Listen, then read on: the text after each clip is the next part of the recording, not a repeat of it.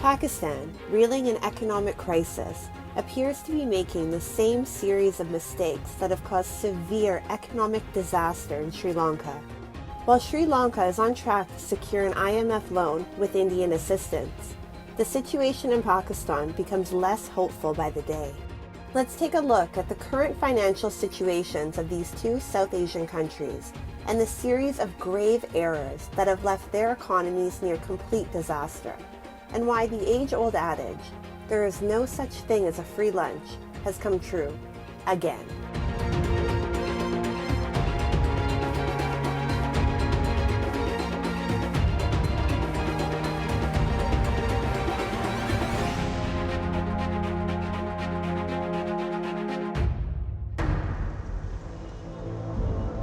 The Pakistani economy is facing one of its worst crises in history.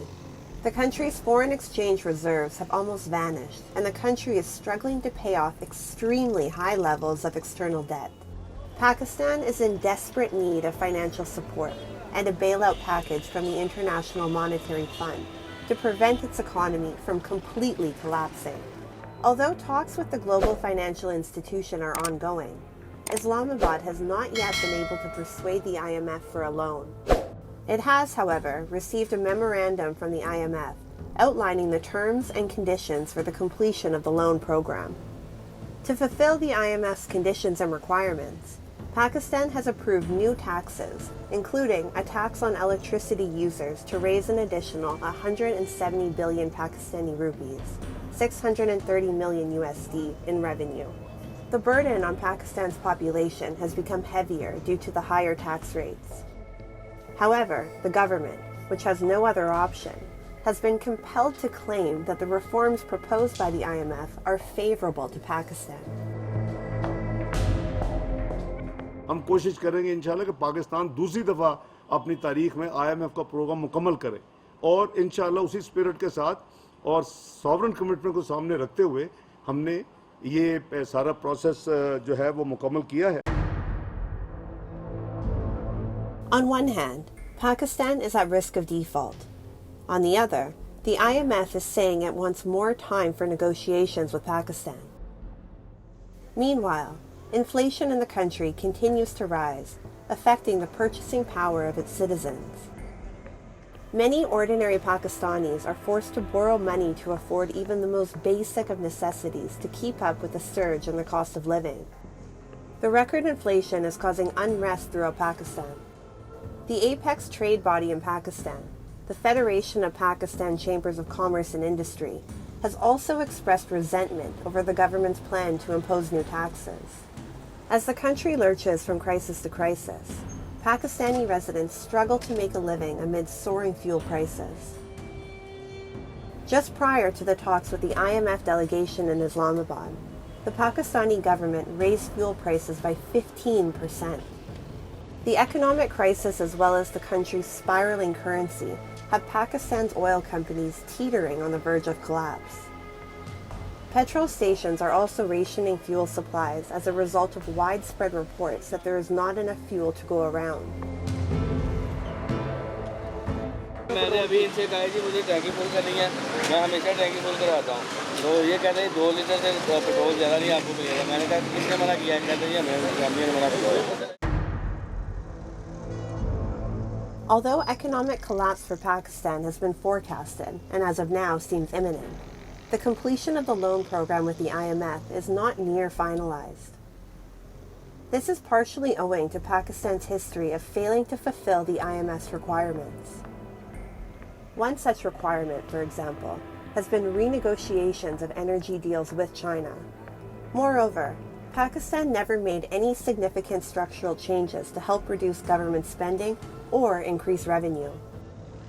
Despite frequently reaching out to the IMF for assistance, any meaningful reforms required by the IMF have failed to materialize in the country. Successive governments in Pakistan have also long used subsidies to woo voters in the country. Islamabad only has itself and its flawed policies to blame for the country's current economic situation. Forming a bad habit of surviving on Chinese dole in the garb of CPEC projects has put the Islamic Republic in a heavily dependent position. Failure to secure a bailout from the IMF will catapult the country into levels of never-before-seen desperation and destitution. And many fear that the country is on course to replicate the economic disaster that plagued its South Asian neighbor, Sri Lanka, last year.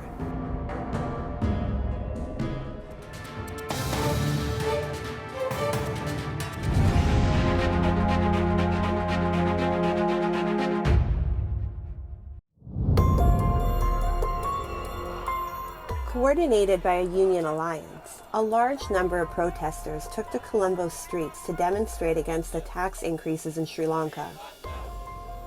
Protesters shouted slogans and carried black flags and signs which read, "Yes to reasonable tax." Sri Lanka introduced new income taxes for professionals in January, ranging from 12.5% to more than 36%.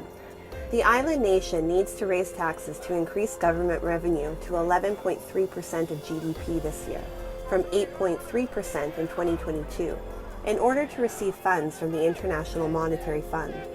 Sri Lanka is currently taking the long, painful steps required to secure an IMF loan. With rising inflation and a lack of resources, Colombo is experiencing severe economic pressure. Average Sri Lankans are feeling the pressure, continuing the nationwide protests which started in April of 2022. අද මේ මොහොත වන විට තෙල් සංස්ථාව වරාය විදුලිය Telecom ජල සම්පාදන ඇතුළු මේ රටේ අත්‍යවශ්‍ය සේවා සියල්ලම අද මේ කොටුවට ආවේ රනිල් වික්‍රමසිංහගේ මේ අසාධාරණ බදු ප්‍රතිපත්තියට වැඩ කරන ජනතාවගේ විරෝධය පළ කරන්නට.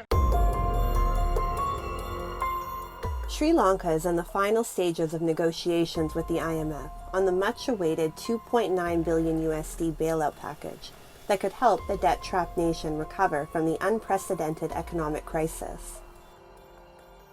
Another obstacle in the way of securing a loan from the IMF will require the country to settle its debt agreements with India and China.